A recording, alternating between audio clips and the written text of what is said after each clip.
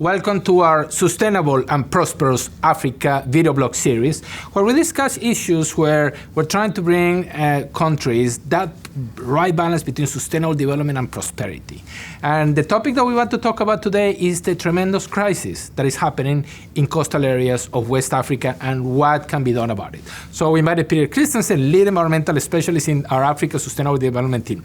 Peter, welcome. Great to have you here. Thank you very much. Tell us what is happening in the coastal areas of West Africa. So in coastal West Africa, we have an issue that the coast is basically overused now. Mm-hmm. The natural resources are being degraded. We have a loss of mangrove. We have a population growth that's very important. Yes. It's actually 4% on the coastal areas compared to 2% worldwide. And then you just have more activities. You have cities expanding, building neighborhoods into swamps, for example, and so on and so forth. And it is just coming beyond what nature can actually handle.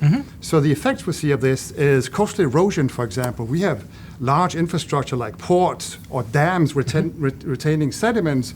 And then this causes that there's erosion happening on the coast.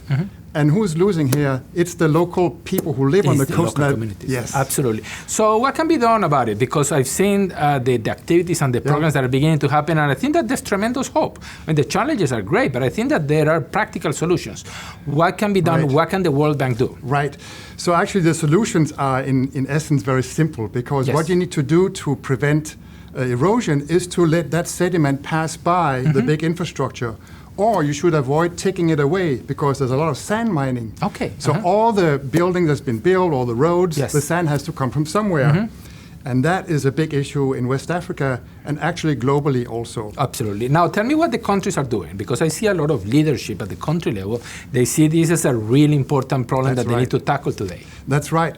So in fact, about 10 years ago, you had the environment ministers come together to agree on a West Africa coastal zone management scheme. Yes. So it's a great, let's say, plan where you have mapping of where the mangroves are, rocky coast and sand and so on.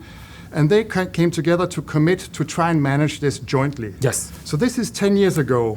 And with all the development and pressures, it's kind of hard for them to move forward. So what the bank did was to come in and provide some finance and some technical assistance to help move what is already going on. And specifically, tell me things that the World Bank is doing with those partners. What kind of technical work is happening? Yeah, so first we are supporting the regional institutions. So you have a West Africa Economic and Monetary Union, you have a Center for Environmental Monitoring, you have the Abidjan Convention by UNEP, and they are there to help create this harmonization. So we come in and provide the fuel with money, with expertise, and then at the same time of providing this regional integration effort, we also have country projects.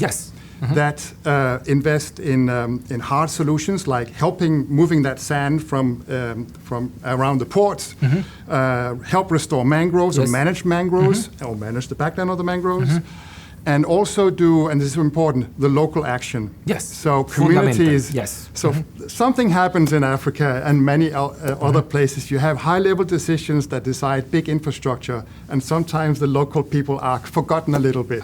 So therefore, and they have to be at the center of all these solutions. They have to be at the center. And in fact, we'd like to hear much more from these communities and youth also about what are the solutions they think Absolutely. Because in the end, these are solutions where you need everybody. And I assume that with the platform that we are working with countries, there is space for many other actors. What can they do? There are space. And recently, the private sector has been incredibly energizing.